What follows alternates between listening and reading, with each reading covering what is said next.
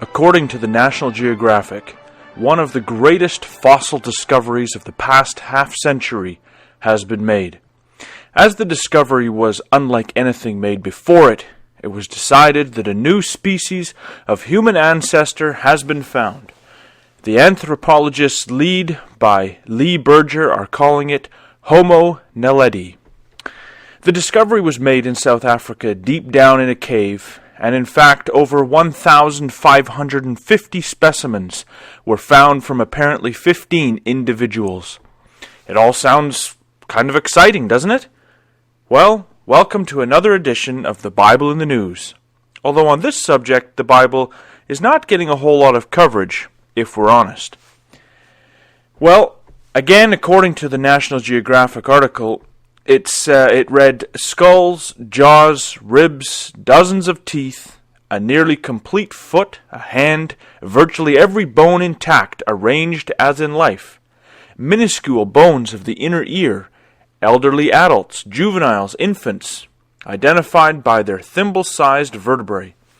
Parts of the skeletons looked astonishingly modern, but others were just as astonishingly primitive. In some cases, even more ape-like than the Australopithecines. "We found a most remarkable creature," Berger said. His grin went nearly to his ears. End quote. A gentleman by the name of Michael Lemonick wrote in an article entitled, it was in Time magazine, entitled, "How Time Began," and he said the following about anthropology. "The only certainty in this data-poor, imagination-rich, endlessly fascinating field is that there are plenty of surprises left to come." Well, if we're looking for examples of imagination-rich thinking, the discovery here surely has a dose. The paleontologists had a mystery on their hands because the bones were in a remote cave deep down and they had to come up with an explanation. The article says the following. Clearly the individuals weren't living in the cave. There were no stone tools or remains of meals to suggest such occupation. Conceivably, a group of Homo naledi could have wandered into the cave one time and somehow got trapped.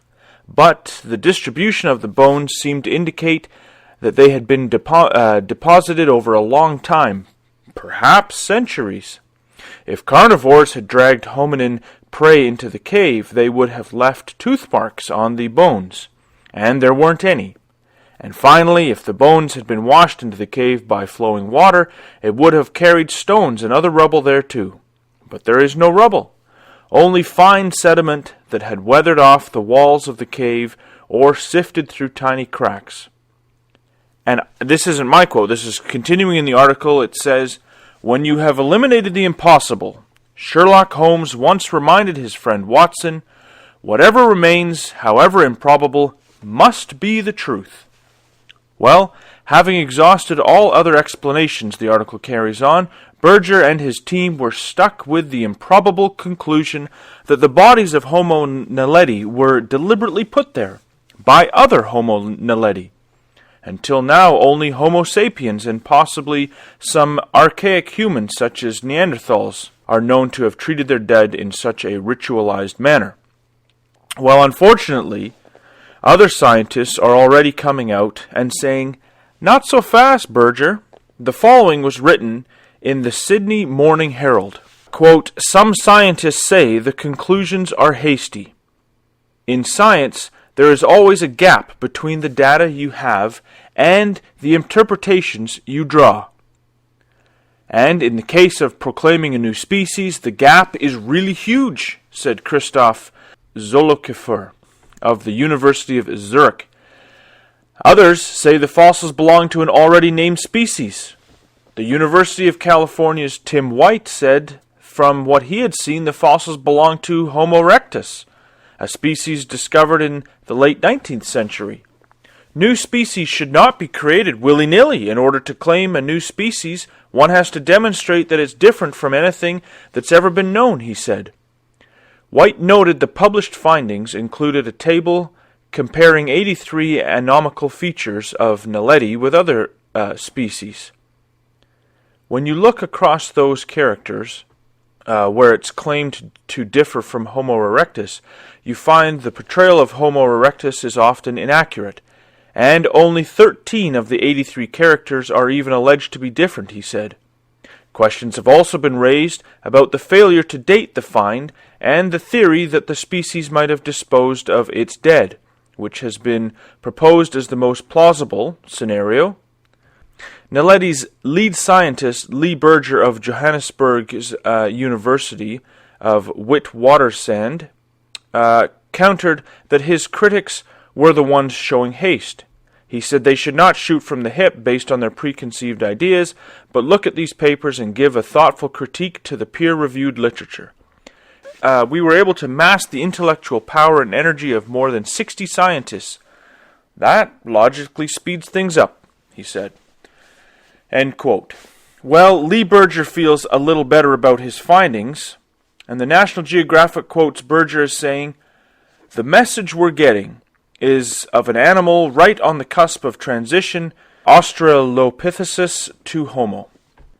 Although we would not agree with all the doctrinal beliefs of the folks over at Answers in Genesis, as far as I'm concerned, Dr. Elizabeth Mitchell has it right in the following quote, taken from the article entitled, "Is Homo naledi a new species of human ancestor?"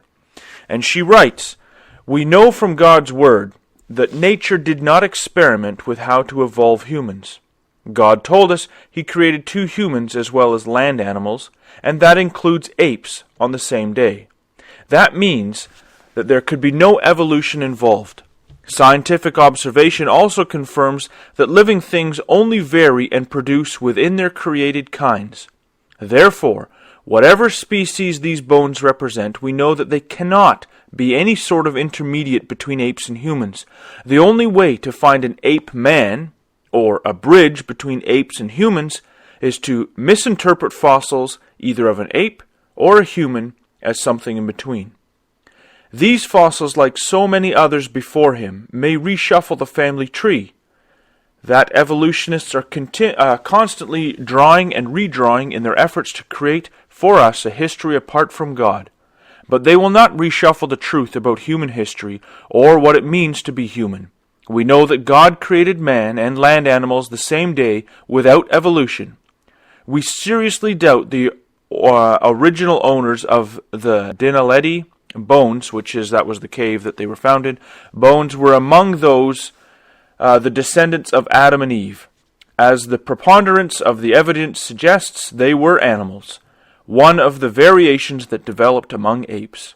They most certainly were not any sort of evolutionary intermediate. On the other hand, we know that all varieties of humans that have ever lived have been descendants of Adam and Eve.